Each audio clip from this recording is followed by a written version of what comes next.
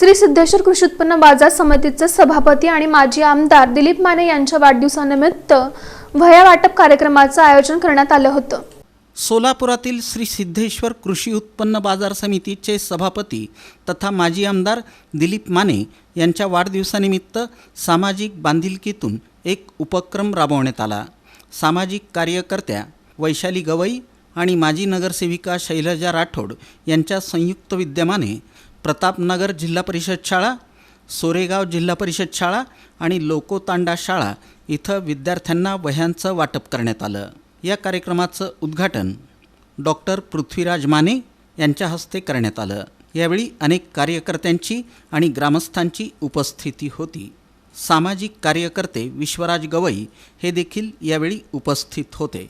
या उपक्रमामुळे विद्यार्थ्यांमध्ये आनंदाचं वातावरण निर्माण झालं असून अशा सामाजिक उपक्रमांमुळे विद्यार्थ्यांना शैक्षणिक प्रेरणा मिळत असल्याचं मत पालकांनी व्यक्त केलं।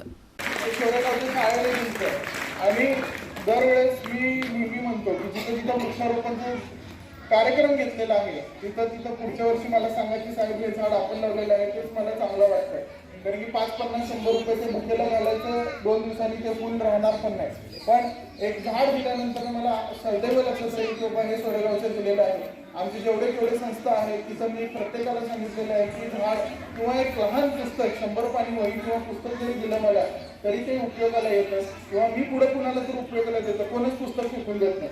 माझ्या 10वीतले पुस्तकं तसेच असतील, प्रवीणच्या माझ्या 10वीतले 11वीतले पुस्तकं तसेच असतील, तर ते ज्ञान म्हणून राहतील असू दे। आणि आम्ही नवीन पिढी जी आहे, मी असू दे, प्रवीण असू दे, आता गौरी मॅडमचा मुलगा असू दे, आम्हाला तुम्ही निर्देश करा की हे कार्यक्रम घ्या, हे उपक्रम घ्या, कारण की तुम्ही याच्यात म्हणजे तुमचं आयुष्य काढलेलं आहे। आमचा तर जे स्टार्ट आहे, आमच्याकडनं चुकामाका होत असतील तर माफ करा, मोठ्या काकासारखं काकूसारखं, आणि असंच आम्हाला नवीन उपक्रम घेण्यामध्ये प्रोत्साहन द्या।